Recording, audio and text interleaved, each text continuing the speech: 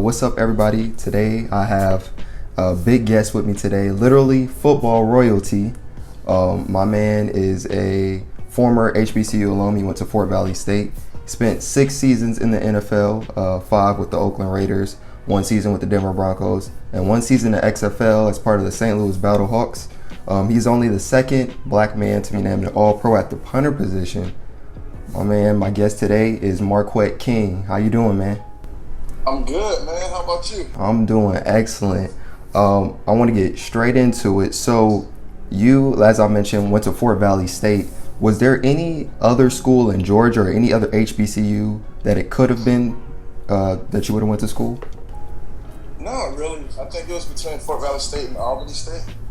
Fort Valley So those were the 2 main schools that I had my focus on, just because I didn't do everything I was supposed to do schoolwork-wise to get into like a bigger college.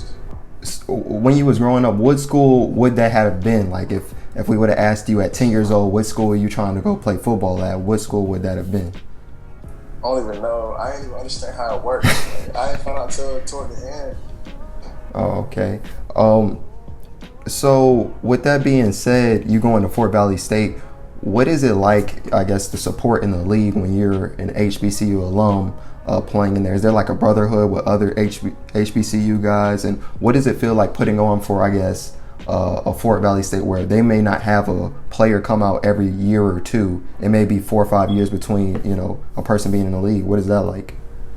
I mean, it's definitely like a fraternity. I feel like when it also feels good to see other players that comes from the HBCU and playing in the NFL, because it's hard to make it to that point in your career period. So no, it's definitely nice to see other brothers like playing in the league from there. Like it's like a little group, like a little fraternity. Right. Because we all know that we had to go through the same things. Like we didn't have the best weight rooms or the best materials to help us get better. So we had to kind of use what we had. Right.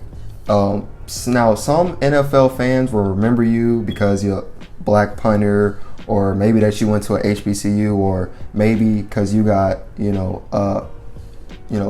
super boot when it comes to punting the ball. But me, I'm from Kansas. I'm a Chiefs fan. So I know about you in the division. And my thing is, when I first seen you, I'm thinking, who is this guy kicking the ball inside the 10-yard line, dancing on us every time he do it, though? What came up with how did that come about, you dancing on sidelines, the little the flag when you threw the flag down, where did all that come from? No, I've always been a type of person where I get excited when you spend so much time during the week working on certain things and then you execute it in the game, and it's definitely benefiting the team. It's always been a thing that I celebrate because I put so much work into it. Even when I'm at home doing nothing, like I'm constantly doing drills to just make myself better, and it just feels good to see the payoff. But I've always celebrated since I was in college. The only difference was the fact that when we were winning more games, I guess they were just trying to find more things to look at. And if you look at my very first game I ever played, like I still did that. The only difference was we just won more games the year that everybody discovered that. Okay. And I was about to ask you, you originally went to Fort Valley State as a receiver, and then you started doing the punting and stuff like that. If given a chance to get more playing time at receiver, would you have kept that, or would you have been like, well, I'm doing real well in this punter role? Like, would have there been a chance to go back to that? Man, I would have stayed at punter, because I see punting as something therapeutic for me. Like even now, sometimes I can get bored and I'll go to the park and just kick. It's super therapeutic, just watching the ball fly up in the air real high, watching it spin. So I enjoy doing it. All right, and being that you play with the Raiders, I know you came in 2012, and then I think, was that Shane Leckler's last season there, 2012, Yeah. 13?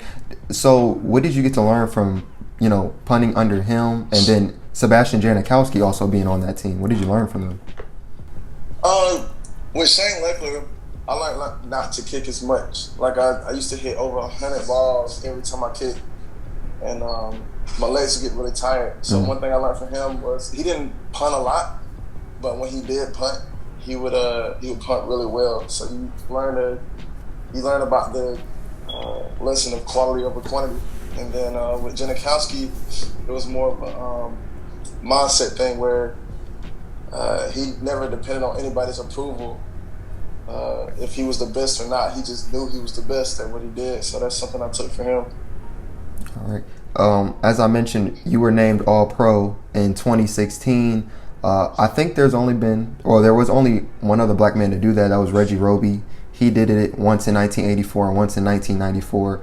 What is it like? Is it like an email? Did someone call you and say you've been named to the All-Pro team? What is that feeling like? It's not really a feeling, just because like I don't know. I didn't really feel a certain type of way when I got that. It was just, I don't know. It's like me saying, I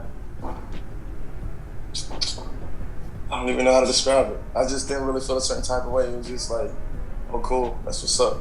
So you feel like this is something you're supposed to get, that's you've been working towards, it kind of comes with it? Not really. I mean, it's cool that I got it, but like I didn't really get excited when I was going to hit cartwheels and backflips over it, you know? Okay. There's two specific plays I want to talk about. So one play was Week 7, 2016 versus the Jaguars. On 4th and 24, you ran for the first down. When I look at the play, the ball skips to you. Now, was that a design play for you to run for that, or did you just make something out of that? The ball skipped to me, and I didn't have no other choice. I was going to try to kick it because I didn't feel like hearing the coach talk to me about it. But when I got ready to think about kicking, it was somebody that was so close. And I was like, all right, well, I'm just take off. And after like the third step, I just kind of blacked out. Just went for it. I ran past the 2nd-yard marker. Oh. And, all right. And the second play was something that kind of went viral when you was in the XFL. 63-yard punt on the half-yard line, and then your teammate misjudged it. What is that like when on special teams, after you make a booming punt, something like that happens? Is there something you say on the sideline where you're just playing with them, or are you just kind of like a little angry, like, man, don't do that? Or what happens when things go like that? I mean, I felt like the XFL, I had a lot of fun in it. But I mean, I feel like the player knows what he's supposed to do, and it wasn't really no point in me telling him what he needed to do, or he knew he messed up. But I mean, everybody's out there trying to give their max effort, so like you can't. Obviously, he probably thought he saw something. I mean, hopefully he didn't do it again or doesn't do it again when he plays. But maybe he thought he could make something better. He made a good decision because it kind of looked like the dude touched the ball, but he didn't. Mm-hmm. But you can't go backwards. So yeah, it is what it is. So when you was with St. Louis, saying you recently had put a post kind of like thanking St. Louis and the fans and stuff like that for your time there, and kind of expressing that you kind of felt a little bitter about being there, but ultimately, what did you learn from, whether it's their rules, playing in that arena, what did you learn that you think when you do get that next opportunity in the NFL that you can take? No matter what you're going through, just stay thankful for what you got, because once you become unhappy with whatever, like don't let your situations dictate how you feel overall about the whole thing, because it can get taken away from you. And it's a lot of hard work once it gets taken away from you to get back, if you're trying to get back. But it also helped me find happiness too. How so? Happiness within the game. Okay. And I see the musical instruments, seeing the YouTube. I see that you're big into the music game. You just dropped something maybe a month or two ago. Have you always been into music, or was this something you found, while you was playing in the NFL or the XFL? I've been into it. I've been into music for a while, since I was in high school. But as far as like the recording, my voice and stuff, I got into that like 4 years ago. Because it's fun. It's like a fun way to like just vent, like however I feel about certain things. Sometimes I have my cousin help me write stuff, or he'll help write a whole song for me sometimes and give me somebody else's perspective on something. So like I just like being creative. I like artsy stuff. So. Okay. And my last question is, how are you, besides, the daily practice and stuff like that, what other ways are you prepping yourself for an NFL return? Just grinding, just staying on top of my workouts and stuff. What else? Just just making sure I'm focused on being happy as a person. I don't never want to go back into work where it feels like work, you know, and because it makes it unfun. But I'm just constantly, I don't know, I'm constantly watching punt and stuff every once in a while, and just training. All right. Oh, that just brought up something. Is there any punters that you see that kind of punt like how you do, or somebody you just follow all the time when they punt or something like that? Not really, because every punter has a different style, a different way of punting the ball.